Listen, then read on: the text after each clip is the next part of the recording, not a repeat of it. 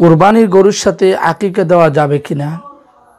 প্রিয় দর্শক, কোরবানির গরুর সাথে কেউ যদি আকিকা দিতে চায় তাহলে দিতে পারবে, তার আকিকা আদায় হয়ে যাবে, আকিকা শুদ্ধ হয়ে যাবে, তাতে কোনো সমস্যা নেই। আর আকিকার জন্য পুরুষ সন্তানের জন্য দুটি নামে এবং কন্যা সন্তানের জন্য একটি নামে আকিকা দেওয়া চাই, এটি হলো উত্তম নিয়ম। তবে হ্যাঁ, কেউ যদি পুরুষের বেলায় সামর্থ্যবান না হয় তাহলে যদি একটি নামেও আকিকা দেয় তাহলেও কিন্তু আকিকা আদায় হয়ে যাবে, আকিকা শুদ্ধ হয়ে যাবে।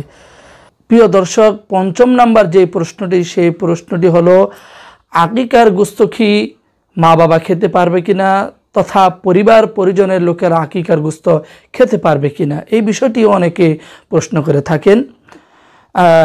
আকিকার গোশত আপনি নিজেও খেতে পারেন এবং যার নামে আকিকা দেওয়া হয় ওই ব্যক্তিও খেতে পারবে, পরিবার পরিজনের লোকেরাও খেতে পারবে, ইচ্ছে করলে আপনি ফ্রিজে রেখেও খেতে পারবেন, তাতে কোনো সমস্যা নাই।